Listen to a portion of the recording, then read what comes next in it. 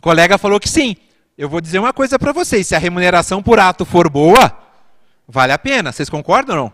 Imagina cada ato de conciliação ou mediação, R$100? 50? Outro dia lá no juizado, só para vocês terem uma ideia, o pessoal da Oi, a Oi quase não vai lá no juizado. A Oi quase não vai lá. Chegou o advogado, eu estava vendo o juizado, é um sobrado, né? Então eu estava na parte de cima e o advogado ali embaixo, esperando o preposto da Oi. E não chegava, juro para vocês. Prestem atenção no que ele fez, pessoal. Estava passando um cidadão pela rua. Catou, literalmente. Falou, tio, vem cá. Vamos ali, você vai ser de preposto, te pago R$20. Juro, para ser preposto. Porque nos juizados o preposto não precisa ter. Vocês sabem disso. Vínculo empregatício. Catou o rapaz, levou lá. Meu estagiário viu tudo. Pior, meu estagiário fez a coisa mais errada do mundo. Filmou com o celular dele. Filmou e me levou lá. Falou, doutor, ó, vai subir um estagiário, um preposto da Oi aí, que nem sabe o que é Oi, né? Falaram Oi para ele, falou oi, ele achou que era oi, chamou, vamos para audiência, né? Foi mais ou menos isso.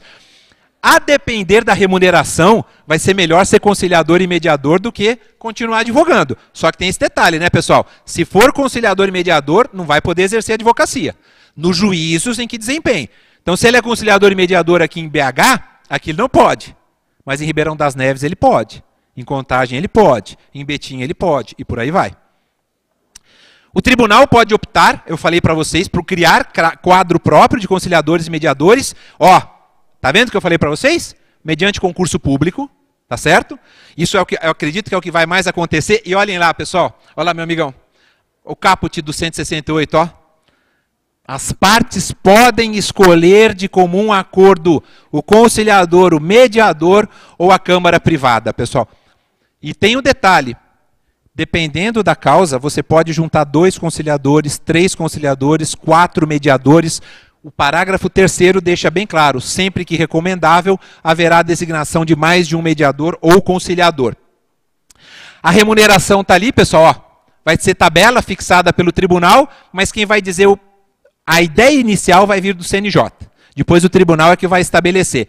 E olhem que interessante, pessoal, mediação e conciliação também serão realizadas como trabalho voluntário. O que vocês acham disso, pessoal?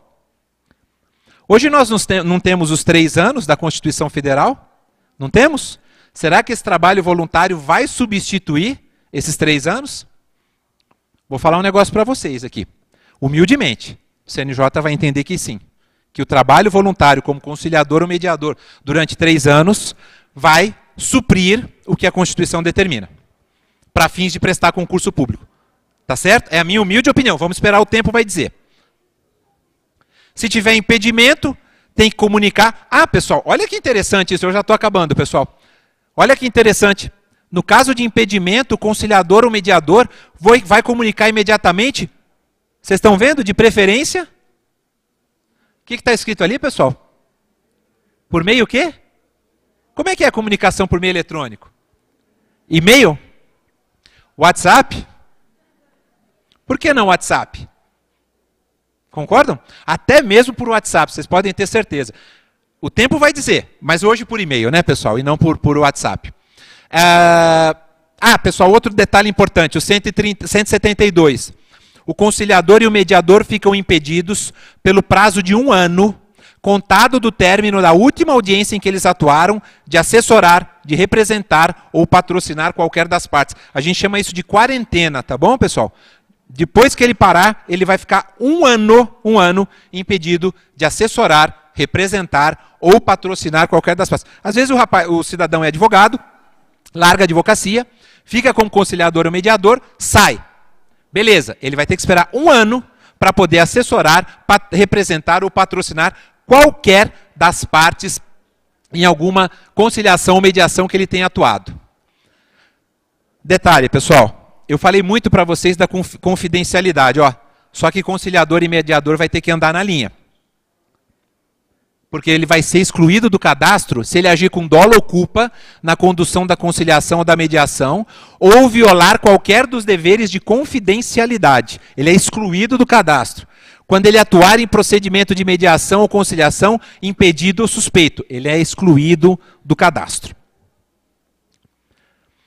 Outro ponto importante, pessoal, e aqui já é bem o final mesmo. O 174 e o 175. Vejam que interessante, pessoal. Os entes públicos, União, Estados, Distrito Federal e municípios, criarão câmaras de mediação e conciliação para a solução consensual no âmbito administrativo. Vejam, pessoal, câmaras de mediação e conciliação no âmbito administrativo. Para quê? Para dirimir conflitos envolvendo órgãos e entidades da administração pública, avaliar a admissibilidade de pedidos de resolução de conflitos, conciliação no âmbito da administração pública. Muito cuidado, hein, pessoal? Conciliação no âmbito da administração pública. A gente sabe que a administração pública ela é extremamente limitada para conciliar. As fazendas públicas que o digam, principalmente. Essas câmaras poderão ser criadas e essa é a prova mais clara de que o novo legislador quer incentivar a conciliação e mediação. E veja o inciso 3º, ó. Isso aqui vale muito para o MP. Promover, quando couber, celebração de TAC. Termo de ajustamento de conduta, vocês sabem, é título executivo extrajudicial. A ênfase à conciliação e mediação está muito evidência, tá muito clara, né? Com perdão aí da redundância. O 175, finalizando, diz que as disposições não excluem outras formas de conciliação e mediação extrajudiciais vinculadas a órgãos institucionais ou realizadas por intermédio de profissionais independentes, que poderão ser regulamentadas por lei específica. Apenas para deixar bem claro, pessoal, são 11 dispositivos tratando de mediação e conciliação. Só lembrem assim, ó. Hoje, a gente só tem um procedimento comum no novo CPC. Não tem mais procedimento ordinário, nem procedimento sumário. A gente só tem um procedimento chamado comum. E além disso, temos as demandas com procedimentos especiais, que o Dr. Renato falou muito bem. Então nós só temos 2 procedimentos, o comum e as demandas com procedimentos especiais. No procedimento comum, a gente vai ter uma inicial, e já na inicial o autor tem que dizer quero ou não quero a audiência de mediação ou conciliação. Ele terá que dizer na inicial. Se o réu não quiser, ele tem que atravessar uma petição 10 dias, no mínimo 10 dias antes da audiência de mediação ou conciliação.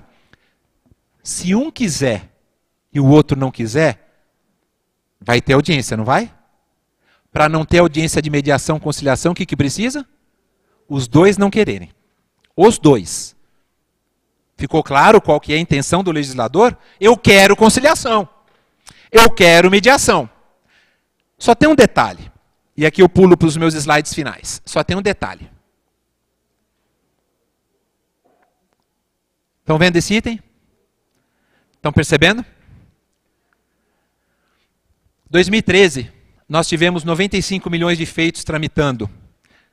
2013, entraram mais 28 novos feitos junto ao Poder Judiciário. Ou seja, a gente tem uma litigiosidade em massa absurdo, e isso só tende a crescer. Hoje, pessoal, nós temos 106 milhões de feitos em andamento. É metade praticamente da nossa população, o que nós temos de feitos em andamento.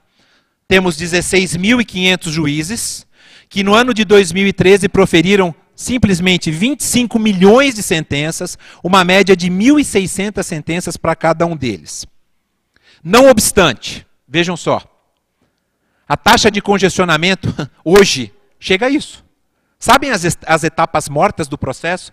Vocês sabem? Processo parado no escaninho, não é? Tem o juiz, tem o famoso juiz au também, né?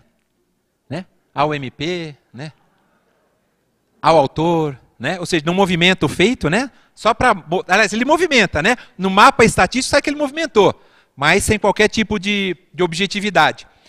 Não obstante, olha pessoal, só lembrando, ó, não obstante, a gente tenha proferido 25 milhões de sentenças, né? A taxa de congestionamento é de 71%. E a gente tem, hoje, 6.500 cargos em aberto. Eu estou falando isso para vocês porque eu sei que a Defensoria Pública também trabalha com muita dificuldade. E vocês sabem disso, que foi terrível para a gente conseguir Defensoria Pública em todos os estados da federação. Não é verdade? Qual foi o último estado que conseguiu instalar efetivamente Defensoria Pública? Vocês sabem qual foi? Santa Catarina? Foi Paraná. Um pouquinho antes. São Paulo. São Paulo. São Paulo foi um dos últimos. Dificuldades nós temos inúmeras, pessoal. Seja no judiciário, seja na defensoria. Eu falei para vocês, o novo CPC não vai mudar essa mentalidade. É um conjunto de ações. Aí eu trago uma mensagem final para vocês. E essa mensagem final diz o seguinte, pessoal. Se vocês concordarem, discordarem, perdão, de mim, fiquem à vontade para falar. Não, e depois eu digo de quem é essa frase. Eu dividi ela em 4 quadrinhos, só para vocês verem. Melhorar a lei de um país é sempre providência salutar e bem-vinda, pois a todos interessa a existência de leis constitucionais e que se adequem à realidade brasileira. No caso específico do processo civil, que atendam às garantias constitucionais da celeridade e da razoável duração do processo. Vou além. A gente comete um grande equívoco. Um grande equívoco. É equívoco muito comum entre nós pretender mudar lei como se num passe de mágica essa mudança fosse capaz de alterar a natureza e a realidade das coisas. Não é com mudança de lei apenas que serão melhoradas as condições da justiça brasileira, e isso inclui a defensoria pública, inclui todos nós, e o tempo de duração dos processos, bem como a qualidade de prestação jurisdicional pelos juízes e tribunais do país.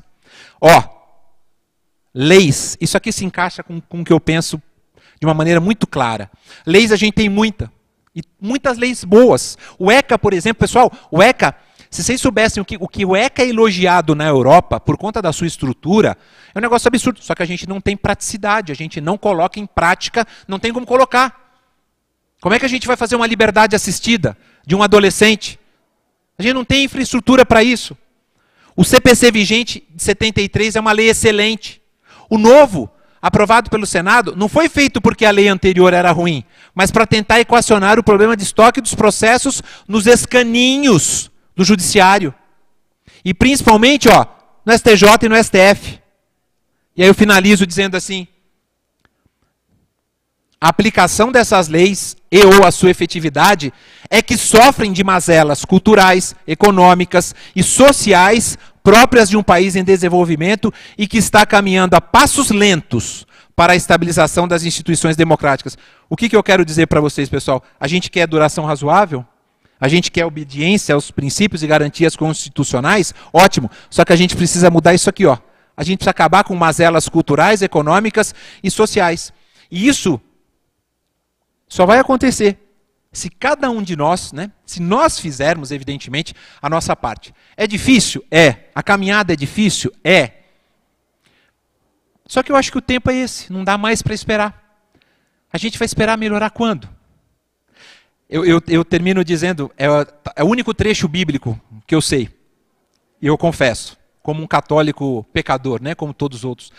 Tudo tem o seu tempo determinado, e há tempo para todo o propósito debaixo dos céus, que é Eclesiastes capítulo 3, versículo 1. Chegou o nosso tempo, ou a gente faz, ou a gente faz. E isso vai depender de todos nós. Muito obrigado pela paciência de vocês.